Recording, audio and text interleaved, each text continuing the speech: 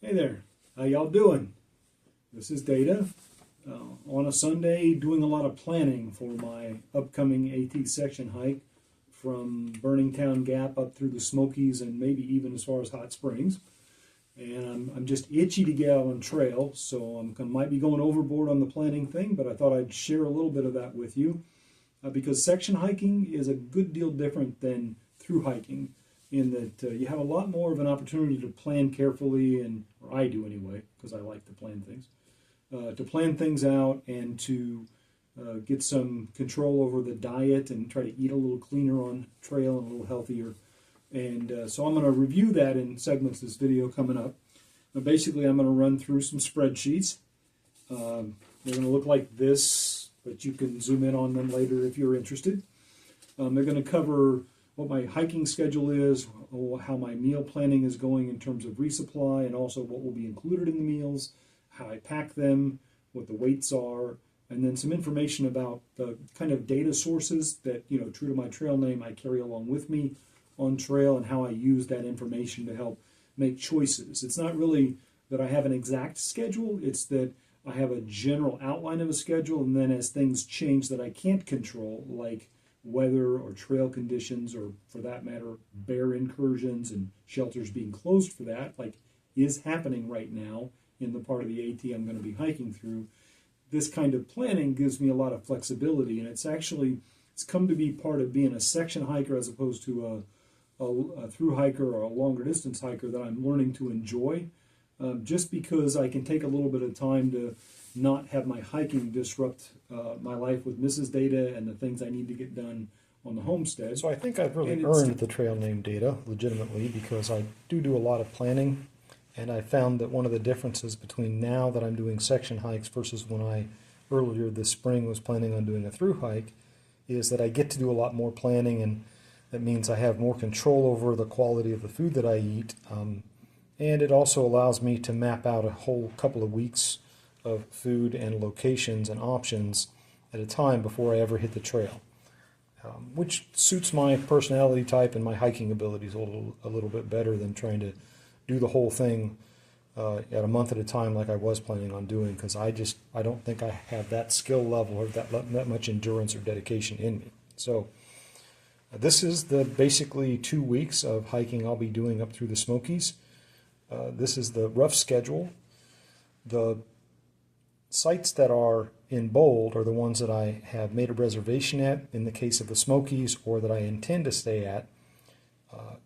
But I also have what all the other options are of other shelters and a few other campgrounds along the way in case I need to modify that schedule. So I kind of know what all my options are within this time frame and within this total of about 150 miles of the Appalachian Trail. So here's my food plan, which correlates to the other spreadsheet I just showed you, which has the sites I'm likely to stay at, and you can see where I've labeled breakfast, lunch, and dinner.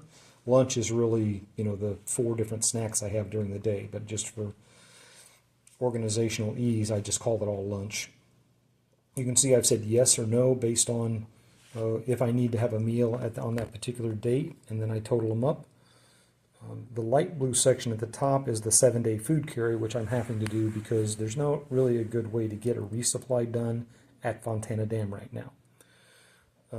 But by the time I hit the Smokies, you can see it'll really be a 4-day food carry, so it won't be really quite so bad except that first 3 days. The very first day that isn't colored in, that's because that's a slack pack.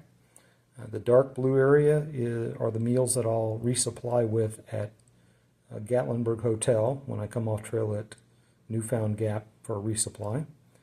And then the green section is where I'll come off trail at a campground just north of Davenport Gap at the north end of the Smokies. And it's green because I'm sending the resupply box to the campground at Davenport, but I may or may not actually hike that section. But I want the resupply box there because, as I said earlier in other parts of this, that one of the things this approach allows me to do is try to eat healthier on trail. So I have a lot more organic components to what I'm hiking, and I have a lot more control over calorie and fat and protein intake. And I'll show you some of that next. So this is my meal plan for the week. in terms of meals for each day. You can pause on this if you want to look it over more thoroughly, but basically it's breakfast items and then totals of protein, then calories, then carbs, then the weight of those items, then calories per gram, and grams of protein per grams of weight.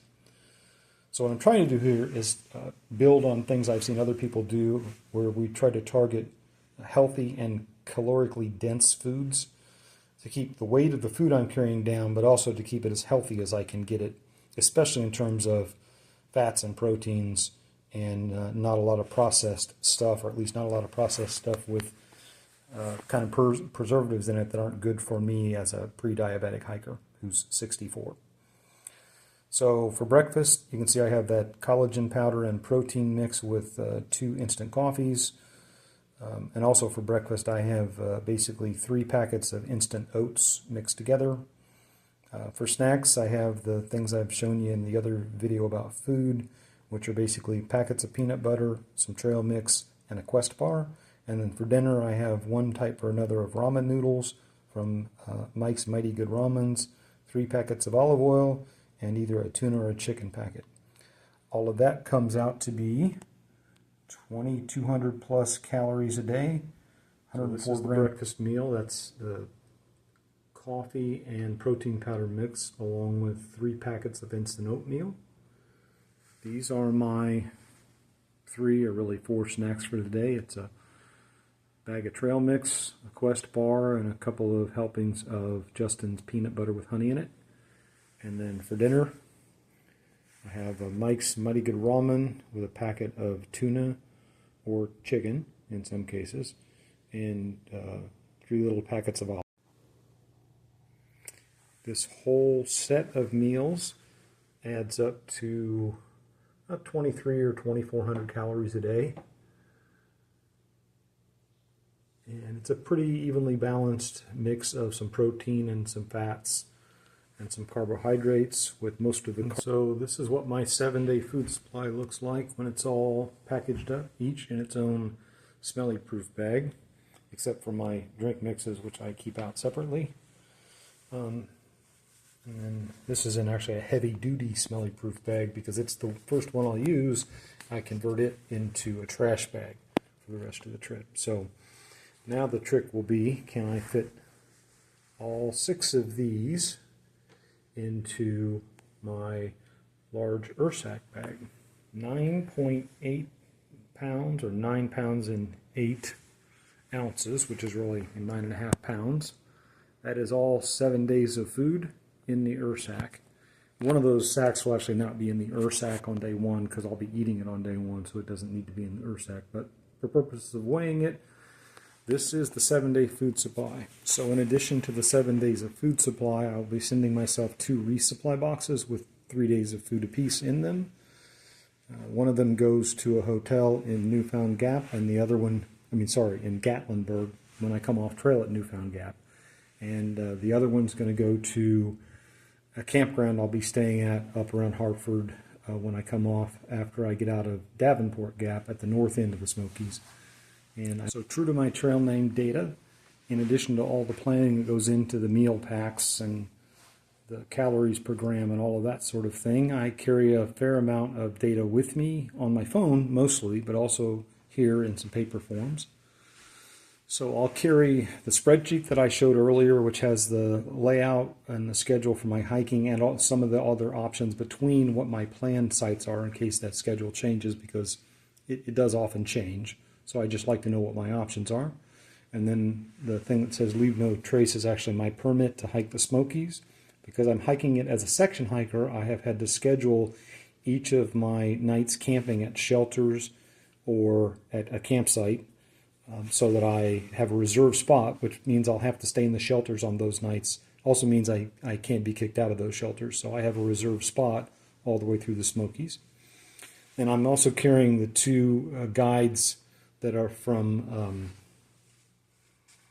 Pocket Profiles from Anti-Gravity Gear, and they roughly correlate to some digital resources that I have. So in addition to these things, I carry these digital sources on my phone. I carry a Far Out app, the AWOL guide, whiteblaze.net, Gaia GPS, and then of course I have all trails, but I don't use it a lot. And my Garmin Mini I take mainly not so much as mapping, but the weather. It also helps me alert Mrs. Data and some other friends and family about, that I've had a good hiking day and I'm okay and all that. But one of the main benefits planning-wise of the Garmin Mini 2 is they get a very precise geolocated weather report each morning. So mainly I rely on Far Out, AWOL, and whiteblaze.net, and I know that for some folks 3 different digital information sources might seem like a lot, but if you think of this in terms of a Venn diagram, each of these digital sources of information contain like 80% of the same information that the others do, but the 20% that doesn't overlap between any of them can be very helpful sometimes. So for example, whiteblaze.net does a better job, I think, of all of the town information and shuttle services and housing options that are not directly on the trail, whereas Far Out does a really good job at documenting what's going on the trail and of crowdsourcing current information about the trail. But it tends to be very current and kind of personalized sometimes for those of us who are hiking that season. AWOL is a more general guide and also has things that are helpful planning-wise, like the distance to the next 2 shelters ahead of you and behind you, and some other organizational things like that that neither of those other 2 digital sources have. And then I've just started trying to use Gaia GPS because on a hike up on the Ice Age Trail, a fellow hiker used it to locate some more informational geographic information or geological information, like a point of interest information that Gaia seems to do better than those other 3 above it. So again, true to my trail name data, these are the sources of data that I carry with me on the trail this time, along with a Ride in the Rain notebook to make some notes on. And I hope that this planning works for me this time. I think I've gotten the number of things I'm carrying down smaller than it has been before, but packed in more information. And I think my food carry is good.